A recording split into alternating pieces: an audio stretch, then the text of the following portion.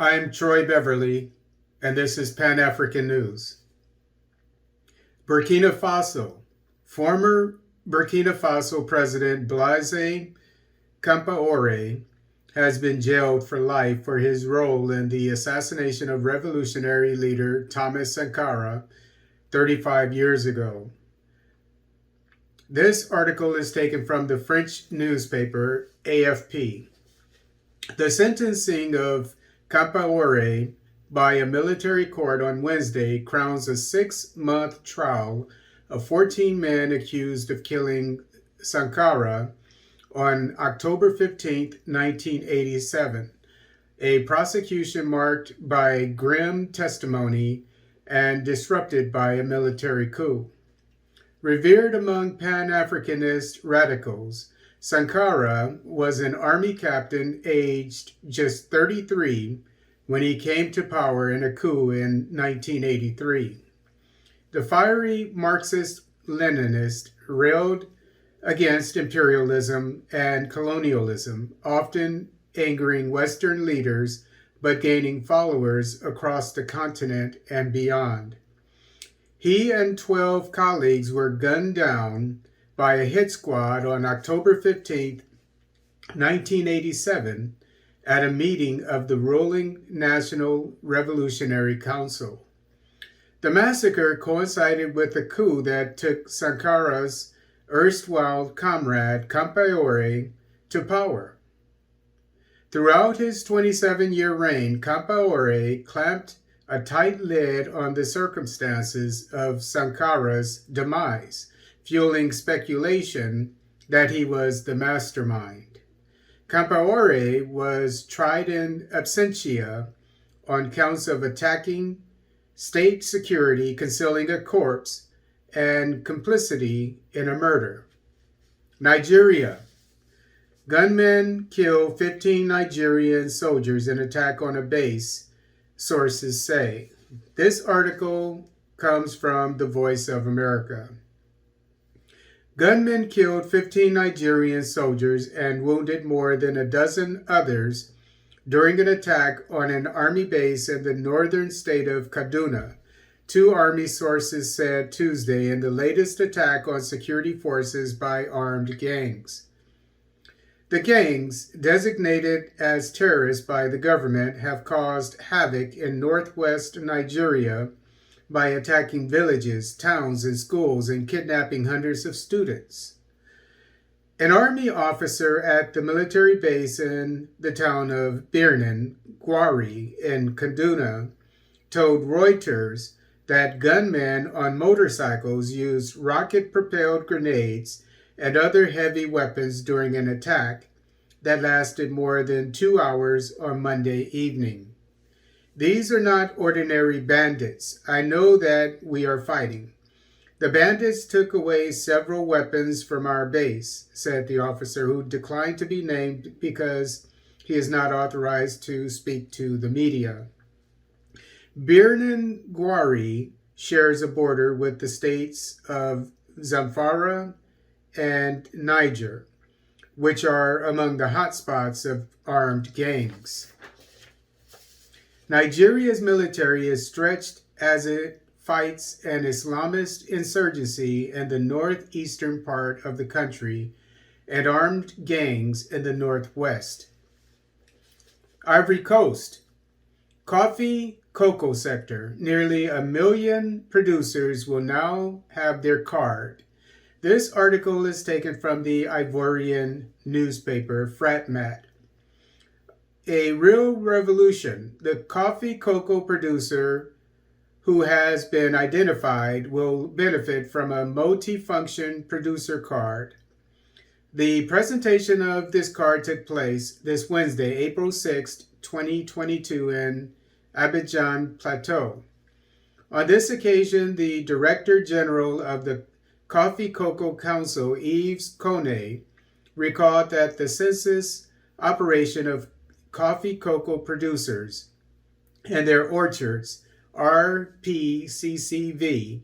was carried out from April 15, 2019 to December 31st, 2020, As a result, 993,031 producers have been identified, of which 8% are women and 92% men. In addition, the total area of raised coffee cocoa plots is 3.2 million hectares. These are the registered producers, about 1 million who will have their card, said Mr. Kone.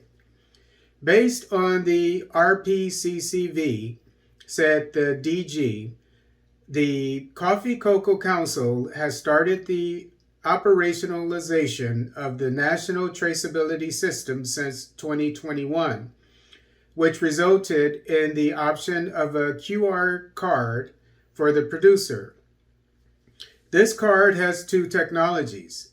First, there is the QR code, which includes information about the producer, namely his surname and first names, the area of his plots, and information on the members of his household. Secondly, there is a blank chip that offers the card to be used as an electronic wallet for payments relating to product sales, deposits, and remittances of money, as well as commercial transactions on coffee cocoa, explained Yves Kone. The Minister of Agriculture and Rural Development welcomed this initiative by the Coffee Cocoa Council. According to Kobanan Kuwasi Ajimani, the producer's menu leads to several innovations.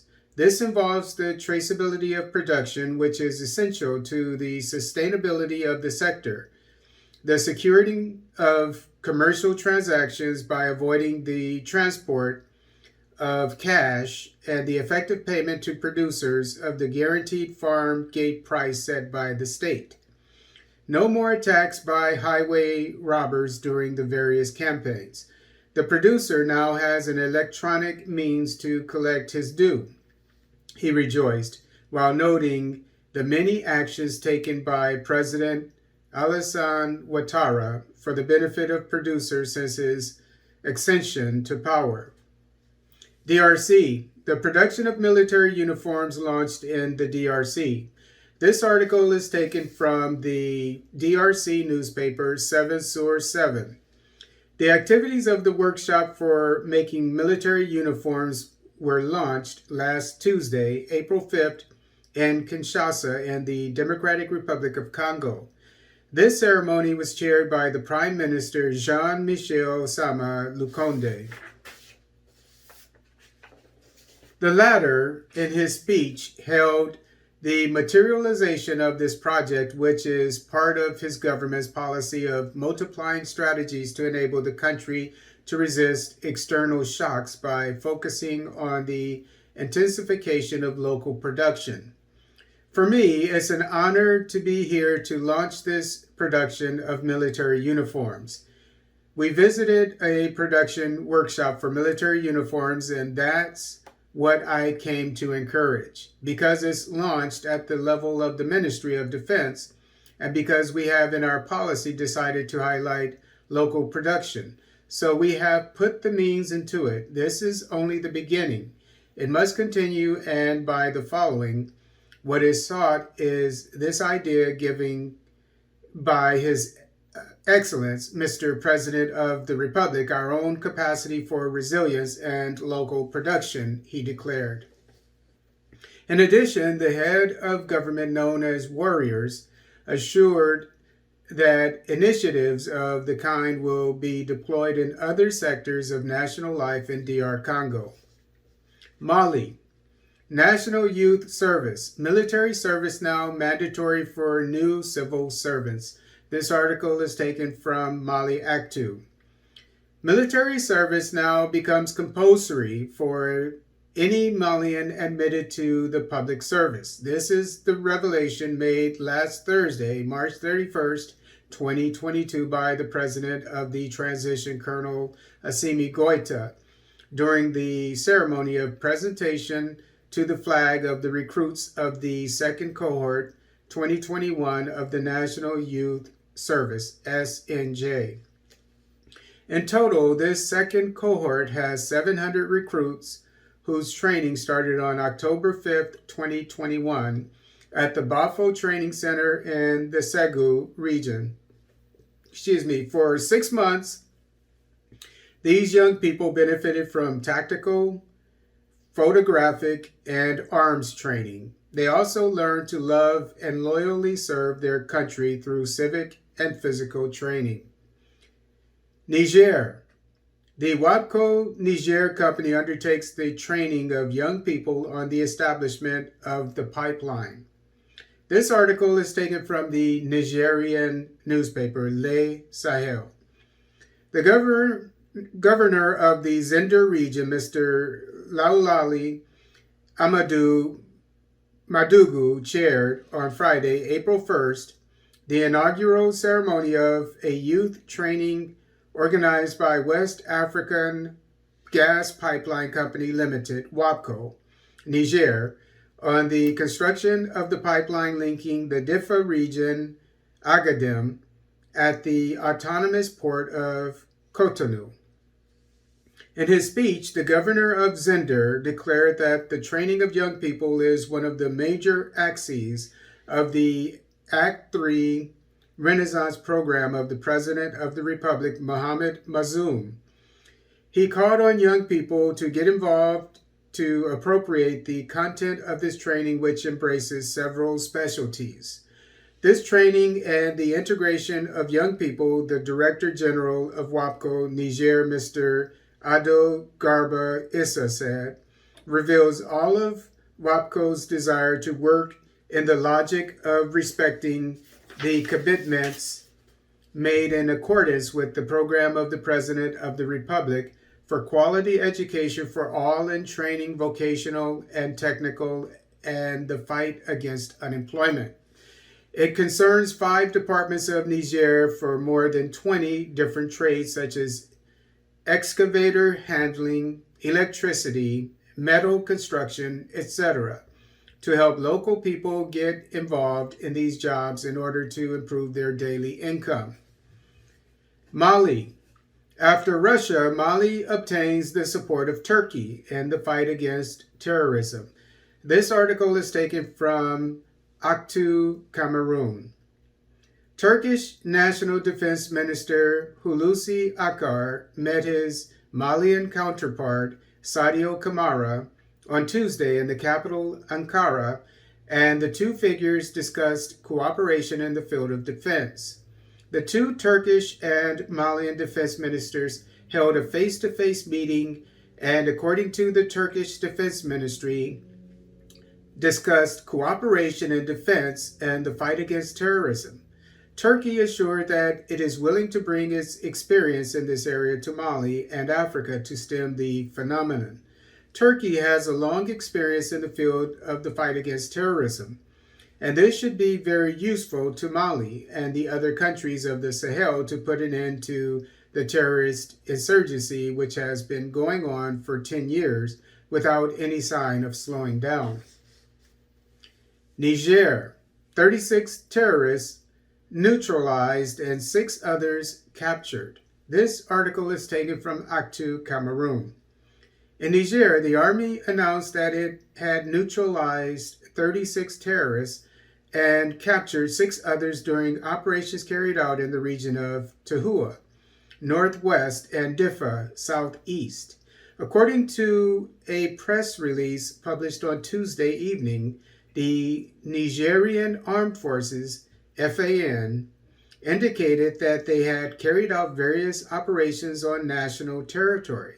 On March 27, 2022, during an offensive reconnaissance, a clash took place between an FAN unit from Tilia, Tehua region, and armed individuals on motorcycles on the Chinuare and Agando axis, reported the same source, stating that 9 assailants were neutralized, 6 others captured, and several weapons and ammunition seized. On April 2, 2022, between 5:30 p.m. and 11:45 p.m., a series of complex attacks and infiltration attempts targeted the elements of Sector 4 of the Multinational Joint Force, MMF, on patrol in the Malamfatori area in Diffa, reported the statement of the Nigerian army, stating that 27 terrorists were neutralized and several vehicles and weapons seized. Guinea-Bissau.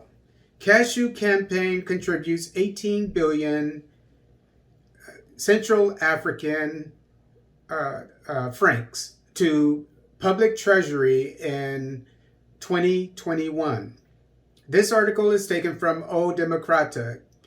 Trade and Industry Minister Cherno Jallo said the country exported 232,000 tons of cashew nuts in 2021 and generated revenue of 18 billion Central African francs, $2 million, for the state coffers. According to Jallo, the measures adopted by the 2021 campaign had a historic result of 232,000 tons of cashew nuts exported, corresponding to an increase of 47%, a value never before achieved in the marketing and export of cashew nuts in Guinea-Bissau. For his part, the Deputy Prime Minister Suarez Sambu stressed that the government has been attentive not only to the need to improve the quality of cashew nuts, but also to advance as quickly as possible towards industrialization. In addition, it is one of the fundamental goals of government policy within the broader framework of the industrialization of basic products in the primary sector. For the acting president of the Chamber of Commerce, Industry, Agriculture, and Services, CCIAS, Mama Samba Mbalo, the development of the cashew sector needs a Guinean private sector with strong and dynamic cashew operators, also demanding more and more a synergy between the public and private sector in the perspective of a new system of public-private institutional relationship. Mbalo said that it is essential to enhance the value of cashew from Guinea-Bissau through the promulgation of organic cashew as a national brand. South Africa. Somali shopkeeper shot dead in Delft. This article is taken from the Somali newspaper Hiran. Police are investigating a case of murder after a Somali shopkeeper was shot execution style on Monday evening in Delft. Spokesperson Sergeant Wellesley Twigg said Delft police were called to the crime scene in Stanley Road into Gateway and found the victim with a gunshot wound to his head. The victim was declared dead by paramedics. He said the incident occurred at around 7 p.m. Twigg said the motive for the shooting was unknown. No arrests have been made.